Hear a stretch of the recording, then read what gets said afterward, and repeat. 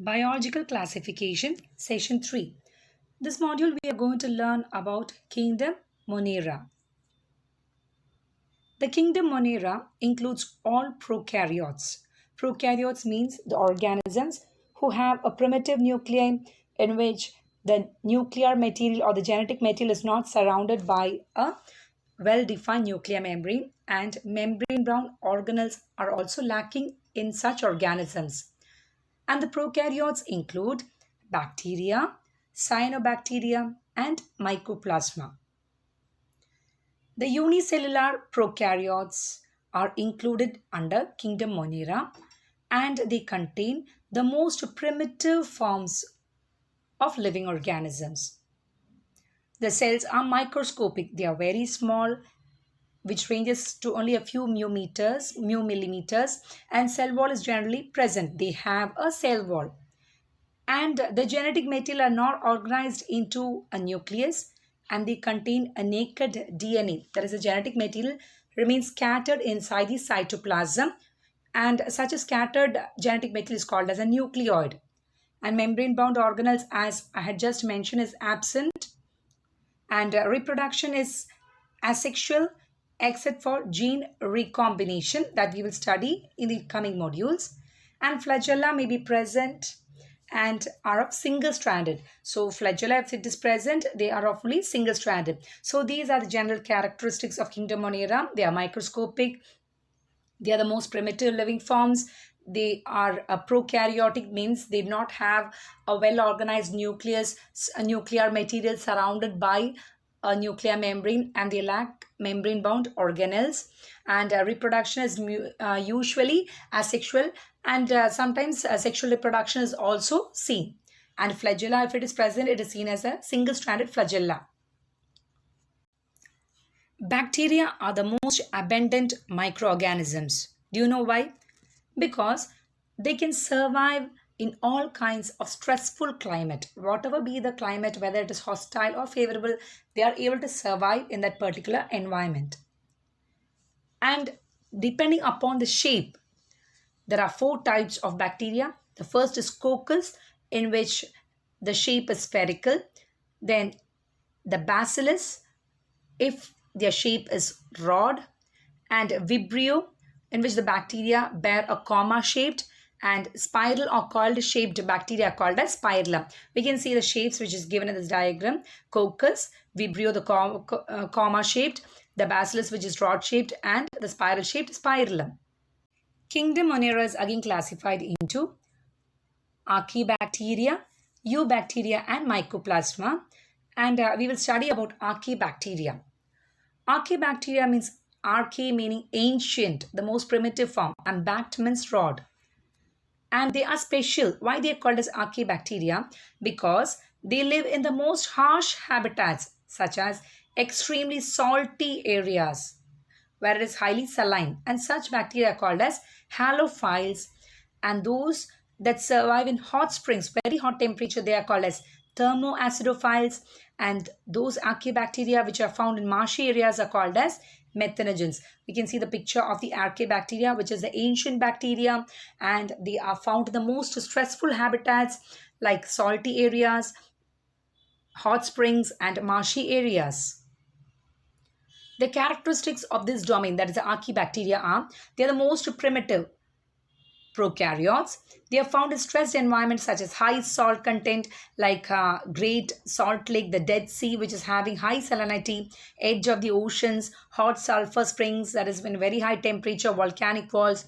So they are able to survive in all these hostile or stressful environment because of the speciality that their cell walls have. The cell walls lack peptidoglycan. Peptidoglycan means is a polymer which is made up of number of monomeric units, namely sugars and amino acids. And this peptidoglycan, it forms a mesh-like layer outside the plasma membrane. So such peptidoglycan containing cell walls are lacking in Archaebacteria. Instead, the cell wall is made up of non-cellulosic polysaccharides. Non-cellulosic means those polysaccharides means complex sugars which are not cellulosic based or cellulose based, and they have some proteins in their cell wall. And this features of having different cell walls is responsible for adapting or surviving in extreme conditions. And most of the archaebacteria, they are chemoautotrophs. Chemoautotrophs means they are also a type of autotrophic bacteria, but they oxidize inorganic substrates like nitrites and ammonia, and the energy which is released is utilized for ATP production. So, such organisms who meet their energy requirements by oxidation of inorganic substrates instead of trapping light energy are called as chemiautotrophs. So, most of the archaebacteria are chemoautotrophs.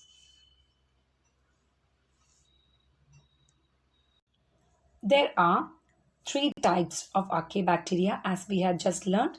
Let us learn about the first type, that is methanogens.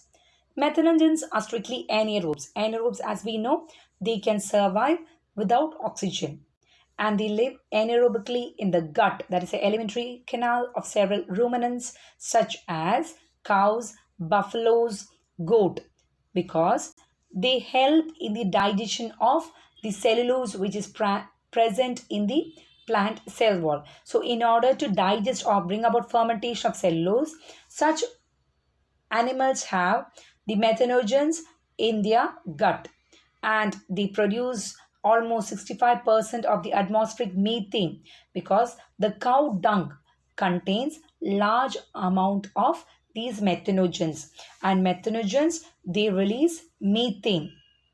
As we know, biogas or gobar gas, which is obtained from cow dung, and this production of methane is due to the presence of methanogens in the cow dung.